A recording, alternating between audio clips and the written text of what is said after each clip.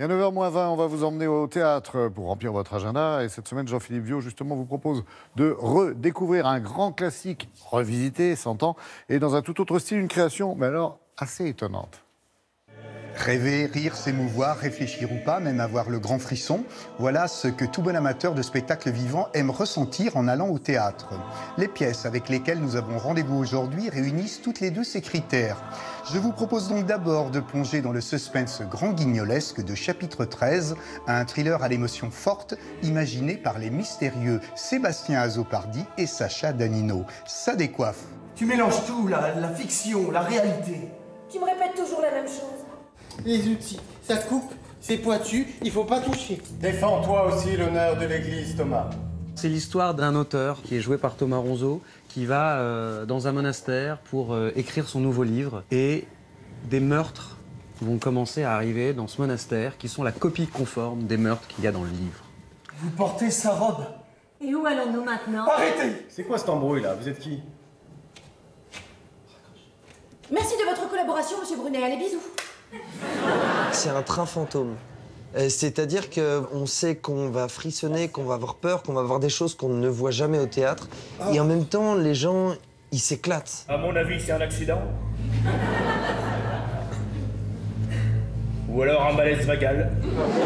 L'idée, c'était de faire un thriller à la Seven, ou quand on lit un livre policier, on ne peut pas s'empêcher de tourner les pages. En fait, on crie et on rit en même temps, et parfois pour les mêmes choses. C'est la gendarmerie, monsieur Muller!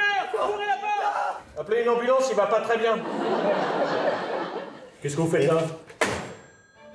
Autre sensation et agréable surprise d'un genre bien différent avec ce dithyrambique classique de Molière, follement mis en scène par le talentueux Nicolas Rigas. L'école des femmes, tout le monde connaît, mais là, sur les notes enlevées d'Offenbach, c'est un véritable théâtre-opéra qui se déroule sur scène pour le plus grand plaisir des spectateurs. Acrobatie, farce et lyrisme sont au rendez-vous. Et moi, de vous revoir, je suis bien aise aussi. Les gens, fait comme vous, font plus que les écus, et vous êtes de taille à faire des cocus. L'argument de cette pièce, c'est que le personnage d'Arnolphe a enfermé à l'écart du monde une jeune fille, Agnès, pour en faire une femme modèle. Et il va apprendre à ses dépens qu'elle ne deviendra jamais sa femme. Toutes les fois que je l'entends parler, la douceur me chatouille. Et là-dedans, remue certains, je ne sais quoi. Ce sont les détournements de la religion à des fins personnelles, la libération de la femme. Jamais par la force on entrera dans un cœur. Arnolphe veut rentrer par la force. Heureusement, l'amour libère des carcans. C'est ce que dit Molière. Et je dois, cette nuit, dans sa chambre, un peu tard, m'introduire sans bruit. Quelle nouvelle? Le petit chat est mort.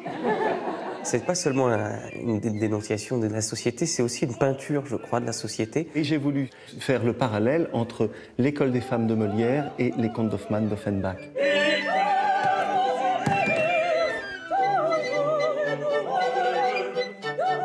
Plus que de banales pièces contemporaines et classiques, ce sont bien là de véritables créations portées avec toute la fougue et la passion d'une génération d'artistes aux multiples talents.